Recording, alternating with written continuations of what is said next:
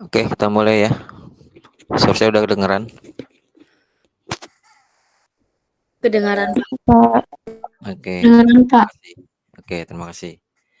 Assalamualaikum warahmatullahi wabarakatuh. Ketemu lagi di kuliah algoritma dan pemrograman. Nah, mungkin teman Waalaikumsalam. ini saya nggak lama-lama ya, soalnya lagi kurang enak badan, jadi kita bahas sedapatnya yang penting-penting. Juga nggak terlalu banyak sih materi. Oh ya, juga nanti minggu depan kita coba ini ya, kan udah ada fitur absen online. Nah, nanti minggu depan kita coba ya, fitur absen online. Jadi nanti di tengah kuliah saya buka berapa menit absen, terus saya tutup gitu ya, biar mudah absennya. Eh, oke, kalian bisa buka materi yang udah pernah saya share itu halaman 88. Ya, halaman 88. Nah, itu tentang namanya struktur kontrol. Nah, struktur kontrol itu ada dua di sini, ada selection, ada repetition ya. Selection itu istilah lainnya itu percabangan ya. Terus repetition itu istilah lainnya eh, looping ya, looping atau bahasa Indonesianya apa ya? Iterasi ya, perulangan, repetition ya. Nah, kita di sini tentang selection dulu ya. Selection juga mungkin di sini dibagi dua. Sebentar.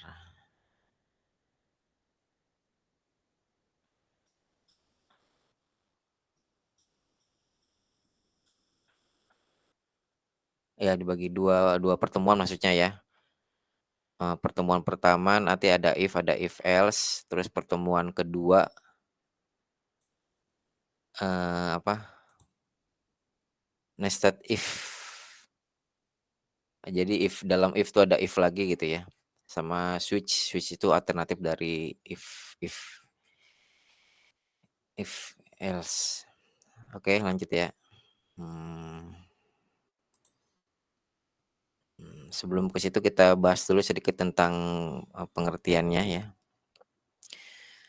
Struktur kontrol. Ada selection, ada repetition. Nah, selection itu adalah sebuah struktur kontrol yang memilih satu alternatif di antara beberapa alternatif ya. Alternatif dipilih dengan melihat nilai dari variabel kunci yang berupa ekspresi logika. Ya, jadi kalian nanti bisa di bisa terkait dengan kuliah logika ya. Kayaknya kalian sedang ngambil juga ya logika.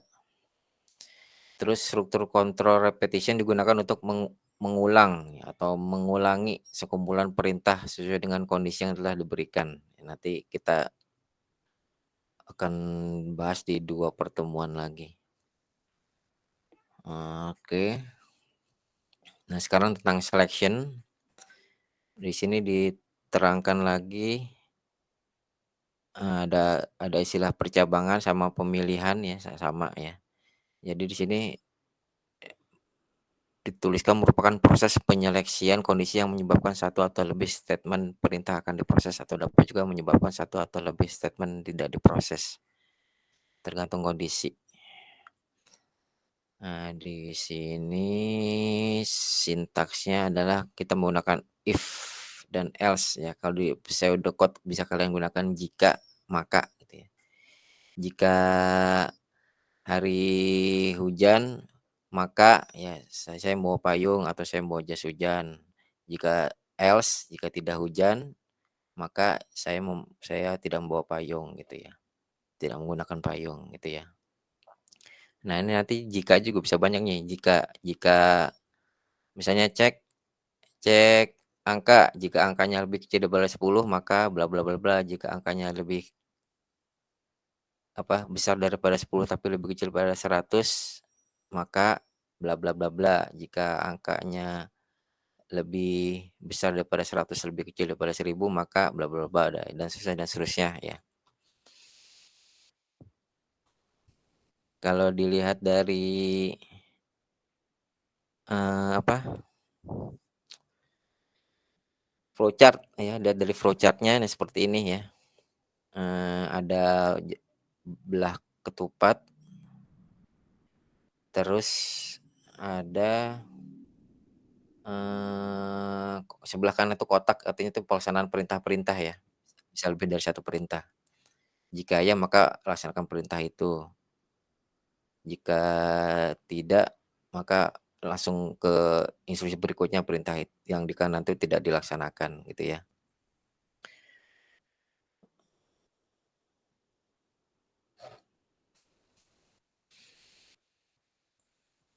Bentuk umumnya yang sebelah kiri itu if, kondisi, terus statement ya, kalau lebih dari satu statement maka dia pakai kurung kurawal buka dan kurung kurawal tutup.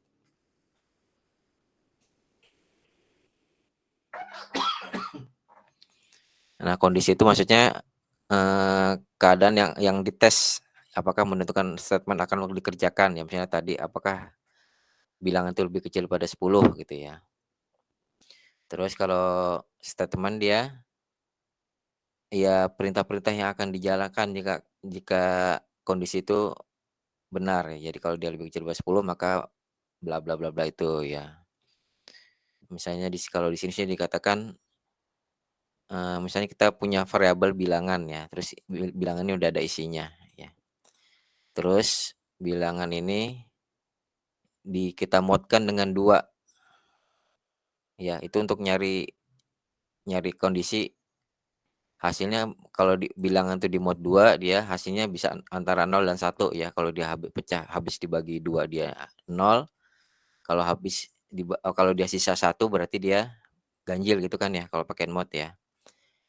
Nah, sini berarti if bilangan di mod 2 sama dengannya 2 kali di sini ya, sama dengan itu maksudnya equal, if atau, perbandingan ya, perbandingan atau pengujian ya. Jika bilangan mod 2 itu hasilnya 0, nah maka dia misalnya kita tampilkan bahwa itu adalah bilangan genap, atau if bilangan mod 2 itu tidak sama dengan 0 ya, atau bilangan mod 2 itu sama dengan satu, maka dia bilangan ganjil ya. Jadi kita bisa pakai sama dengan 2 kali yang artinya itu adalah sama gitu ya, atau sama dengan. Kita bisa pakai, tanda seru sama dengan yang artinya adalah tidak sama dengan gitu ya. Nanti di kuliah logika juga akan ada pembahasan tanda apa, negasi ya. Jadi kalau sama dengannya 2 kali itu berarti sama, kalau ada pentung dan sama dengan itu berarti negasi atau tidak sama. Mhm. Nah, kalau di program bisa kita lihat contoh di sini ya. Nah, misalnya di sini dipakai yang pakai negasinya ya, di sini ya. Misalnya di sini, ada in-nya ya, bilangan itu adalah integer ya misalnya ya. Bilangan itu integer, terus dimasukkan ke dalam apa, baca dari keyboard, terus dimasukkan ke dalam variabel bilangan, misalnya kita ketik apa misalnya di situ. Nah, terus dicek ya. Nah, jika kalau dia misalnya mod 2 tidak sama dengan 0, berarti pasti 1 di sini ya. Maka itu kemudian dia cuman apa, cuman satu perintah aja sini, cuman nampilin dia bilangan ganjil. Nah, nanti gimana cara kita nampilin kalau dia apa, kalau dia salah. Kalau ini kan benar ya, jika bilangan mod 2 tidak sama dengan 0 maka ganjil. Gimana kita nampilin kalau dia bilangan genap? Nah, ini di bawahnya ya. Nah, di bawahnya, mana nih?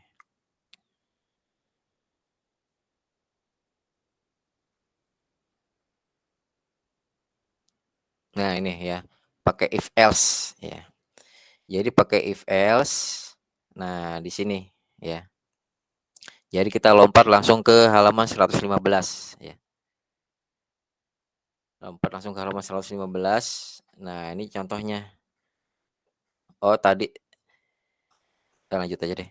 Oke, nah di sini program ini, kalau program tadi kan dia cuma menampilkan ganjil aja, kalau genap dia nggak tampil gitu kan. Nah, ini menampilkan ganjil dan genap ya, menggunakan else ya. If bilangan mod 2 sama dengan nol, maka dia tampilkan cout bilangan genap, else cout bilangan ganjil. Nah, terus kalau misalnya yang seperti yang tadi pakai yang apa, negasi tidak tidak sama dengan ya berarti if bilangan mod 2 tidak sama dengan nol, cout bilangan ganjil, else cout bilangan genap gitu ya. Jadi tinggal kita balik-balik aja sesuai dengan logika. Jadi untuk mencapai suatu hasil tuh bisa beberapa pendekatan ya. Di sini mau menunjukkan seperti itu. Ada pertanyaan sampai sini? Suara saya masih kedengaran ya? Masih, Pak. Masih, Pak. Pertanyaan sampai sini? Nggak ada ya. Paling nanti tinggal dipraktekkan sebenarnya sih ya untuk lebih memahami ya. Gimana praktikum kemarin? Apa? Seharusnya praktikum awal-awal tuh offline ya, cuman karena masalah jadinya online juga. Kasihan juga itunya. Asisten semua juga pengennya offline ya, cuman karena suatu dan lain hal nggak bisa kita offline. Mudah-mudahan nanti ketika online bisa ngejar yang kira-kira nggak terkejar di online ya. Udah ngerjakan tugasnya udah? Yang praktikum kemarin, udah bisa? Sudah, Pak. Ya nggak ada masalah ya, mudah-mudahan nggak ada masalah sih Sudah, ya. Pak. Masih awal-awal apa sebenarnya sih ya tinggal coba-coba aja mungkin kalau kalau ada yang nggak jelas tanya-tanya bisa tanya di grup atau Pak, deadline-nya tuh besok ya? ya besok paling lambat ya. Sebelum hari Rabu lah, sebelum praktikum kedua. Bapak, saya udah ngerjain, cuma di LMS-nya error, Pak. Itu gimana ya? Gimana kurang jelas suara kamu nih? Oh, saya udah ngerjain tugasnya, cuma di LMS-nya error, Pak. Nggak bisa ngupload filenya. Itu Oh, gimana ya? nggak bisa upload file di LMS-nya, yang lain bisa nggak? Bisa, Pak. Kemarin saya gitu juga. Mungkin itu bentuknya Word kali ya. Kan harus Oh di-convert iya. ke PDF. Kalau Ya, Oh, saya oke. itu PDF. saya set itu dia cuma nerima PDF ya. Kalau saya PDF, Pak. Ya, Kalau PDF saya terus tadi bisa lewat nggak? PDF, bukannya bisa. PDF nggak bisa? Bisa saya. Oh bisa, ya. Yang saya set emang PDF kemarin. Hmm. Sesuai dengan permintaan kan, kumpulan dalam bentuk PDF. Tinggal di ekspor ke PDF kan bisa ya, atau CSV PDF.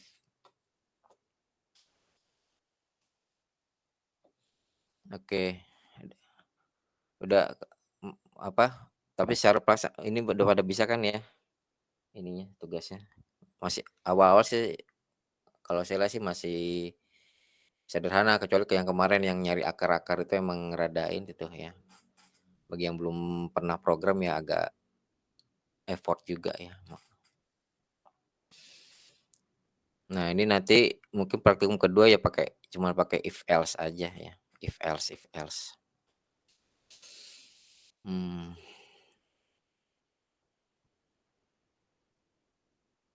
Ya, jadi ini secara garis besar kayaknya sama soal-soalnya. Nah, ini contoh lain paling ya sama ya. Dia menerima masukan nilai ya, terus nilai itu dicek berapa nilai itu dia. Nah, di sini dia mau ngecek apa kalau dia lebih kecil daripada 60 maka dia tidak terima atau tidak lulus gitu misalnya ya kalau nilai kuliah ya. Else berarti diterima. Nah, ini if-nya yang masih satu ya. If-nya yang masih satu. Hmm. Nah, ini variasi juga yang if-nya masih satu. Oh, if-nya masih satu ini masih enak ya. Nggak tahu nih praktikum nanti kalian kayak saya cek dulu sebentar.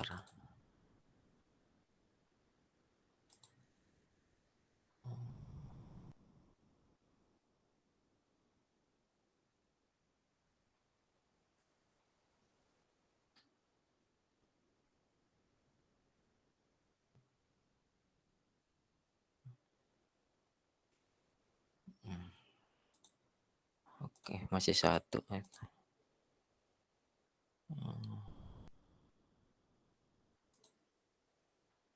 Tunggu ya.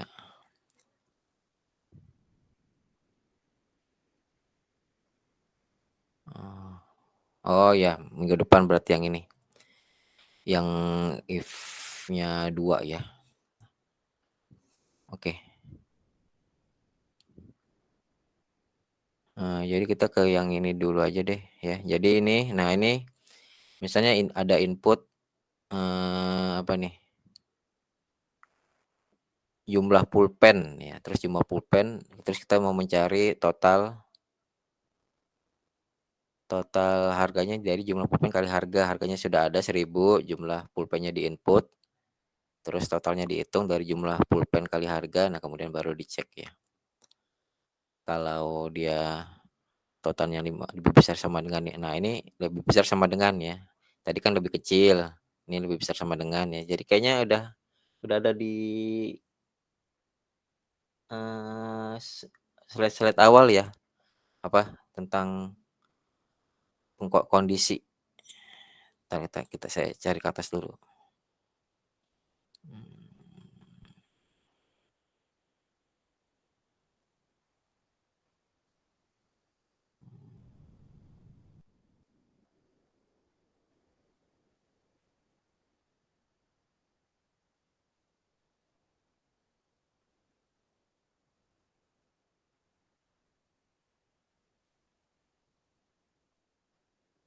Nah ini ya.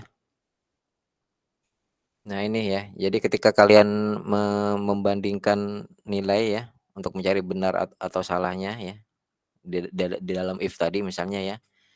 Nah ini operatornya ya, sama dengan 2 kali, penuh sama dengan, ini ya, kayak panah ke kanan tuh lebih besar, terus lebih kecil ya, terus lebih besar sama dengan, lebih kecil sama dengan ya.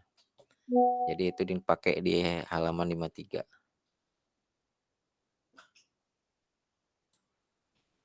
Oke, balik ke tadi. Mana ini? Sorry.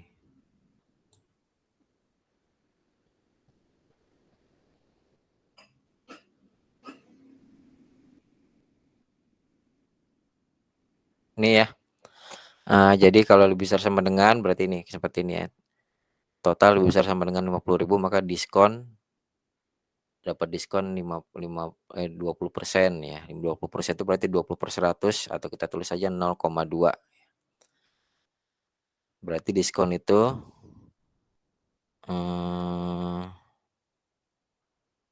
kan dia pecahan ya. Nah, di sini berarti tipenya apa? Float ya. Nah, ini kebetulan semuanya dikasih float aja nih. Kenapa float? Karena float itu dia menerima bilangan pecahan ya. Kalau integer dia cuma bilangan bulat itu kan. Nah, jadi kemudian bayarnya itu nanti total dikurang diskon, nah terus di checkout ditampilkan kemudian Anda harus membayar sekian ya, setelah total harga dikurangi diskon ya. Ini contoh-contoh dari menggunakan if else ya, ini masih satu if-nya ya. Nanti minggu depan mungkin if-nya beberapa if. Oke.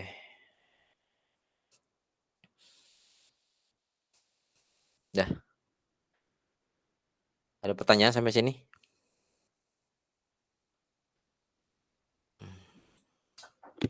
Nggak ada ya, masih sini. Saya nggak bisa lama-lama ya, soalnya kepala saya agak pusing. Mau istirahat sebentar. Iya, Pak. Oke. Udah. Oke, saya tutup aja ya.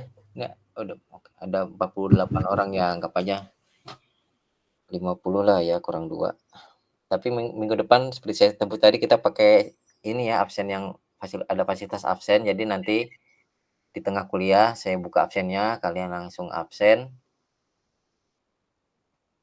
Terus saya tutup gitu ya. Jadi disuruh dipraktekkan oleh pimpinan ya, absen baru. Nanti kita coba. Oke, terima kasih. Nanti Rebo depan praktikum seperti biasa ya, masih online. Mudah-mudahan tetap lancar. Jangan lupa besok pengumpulan tugasnya ya, format PDF. Terima kasih, cukup sekian. Assalamualaikum warahmatullahi wabarakatuh. Waalaikumsalam warahmatullahi wabarakatuh. Semoga lekas sembuh, Pak. Ya, terima kasih. Tuh.